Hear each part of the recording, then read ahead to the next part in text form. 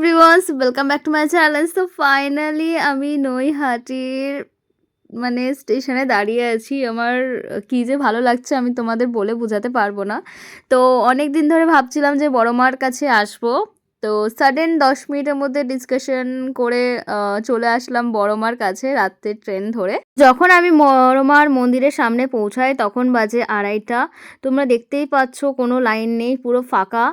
আর এই যে কয়েকজন লোক আছে এরা হচ্ছে পাশে দোকানদার যারা ডালাওয়ালা বিক্রি করে।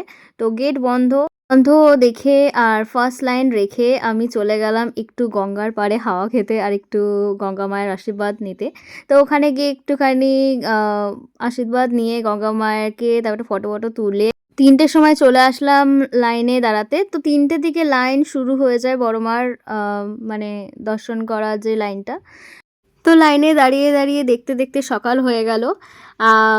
মানে এই যে 3 ঘন্টা যে লাইনে দাঁড়িয়েছিলাম কিন্তু আমার একটু কষ্ট ফিল হয়নি, তোমরা দেখে আমাকে বুঝতেই পারছো।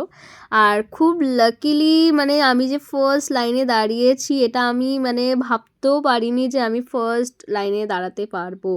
ঠিক আছে, তো যাই হোক আমার কোনো ধারণাই ছিল না। তো এইখানে পুজো শুরু হবে, 6টা থেকে পুজো স্টার্ট হয়। তখন মায়ের যে যারা ফার্স্টে লাইন ছিল তাদের মালাটা দিয়েই মাকে পরিয়ে পুজোটা স্টার্ট হয়। এখানে ব্রাহ্মণ আসলো, পুজো স্টার্ট হবে। আর আমি যে এতটা লাকি আমি সেটাও বুঝতে পারিনি যে ওদিন এতটা মা আমার উপর কৃপা করবেন।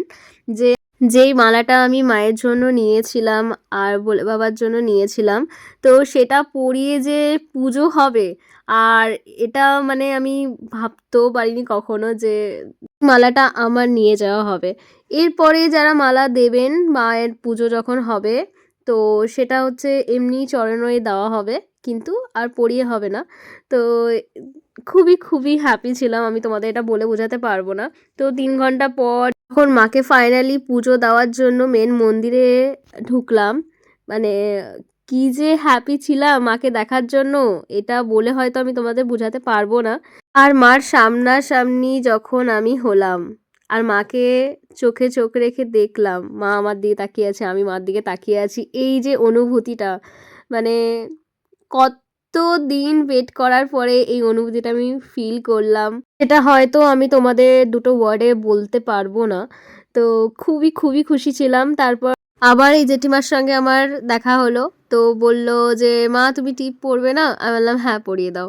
রাত্রিবেলা দেখা হয়েছিল তখন বললাম এখনই তো আসলাম একটু পরে পরছি, ওই করে আর জেঠিমাকে খুঁজে পাইনি আমি, আর পরা হয়নি। তো উনি আমাকে খুঁজে টিপ পরিয়ে দিয়েছেন ফাইনালি। তো এবার নৈহাটি থেকে আমার বাড়ি যাওয়ার পালা।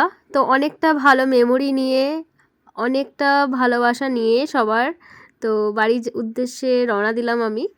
আবার নেক্সট ব্লগে তোমাদের সঙ্গে আমার দেখা হবে। তো আজকের ব্লগটা এই পর্যন্ত। টাটা এভরিওয়ান, ভালো থাকবেন।